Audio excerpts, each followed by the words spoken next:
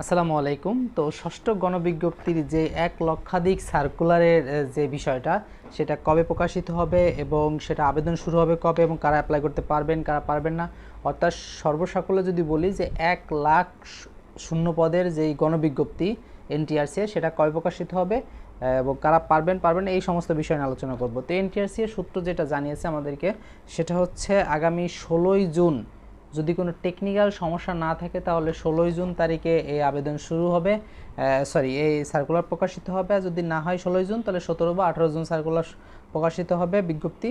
আর ২২ June বা ২৩ June থেকে কিন্তু আবেদন গ্রহণ শুরু হবে, এটা এনটিআরসি এর সূত্র থেকে জানিয়েছে। যদি মেজর কোনো টেকনিক্যাল সমস্যা না থাকে, এটা তারা মেনশন করে দিয়েছে। এবং এখানে দু একটা পয়েন্ট তারা উল্লেখ করে দিয়েছে, সেটা হচ্ছে কারা অ্যাপ্লাই করতে পারবে, কারা অ্যাপ্লাই করতে পারবে না।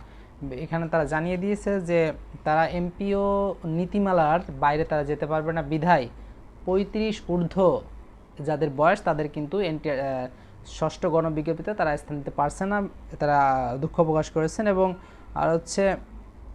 এবং সনদের মেয়াদের বিষয়টা, যাদের সনদের মেয়াদ ৩ বছরের অধিক হয়ে গিয়েছে তারাও কিন্তু এখানে অ্যাপ্লাই করতে পারবে না। তো এই দুইটা শর্তের বাইরে যারা থাকবেন সনদপ্রাপ্ত, তারা কিন্তু এই ষষ্ঠ গণবিজ্ঞপ্তির যে ১ লক্ষাধিকের মতো সার্কুলার শূন্য পদের অ্যাক্রসে কিন্তু আবেদন করতে পারবেন, যেটা ২২ তারিখ থেকে শুরু হবে।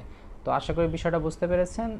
তো এই সময়টা যে উল্লেখ করেছেন, তো এই সময়ের যে বিষয়টা ওনারা বলেছেন যে কোনো কারিগরি টেকনিক্যাল সমস্যা না থাকলে কিন্তু নির্ধারিত সময়ে, যেটা আমি বললাম, এটা এখানেই হবে। আর যদি টেকনিক্যাল সমস্যা হয়ে যায় মেজর, তাহলে কিন্তু এই আবেদন গ্রহণ বা বিজ্ঞপ্তি প্রকাশে একটু বিলম্ব হতে পারে। তো আশা করি বিষয়টা বুঝতে পেরেছেন হোল ডিটেলস। ধন্যবাদ সকলকে। পরবর্তী ভিডিও দেখার আমন্ত্রণ জানিয়ে এখানে শেষ করছি। আল্লাহ হাফিজ।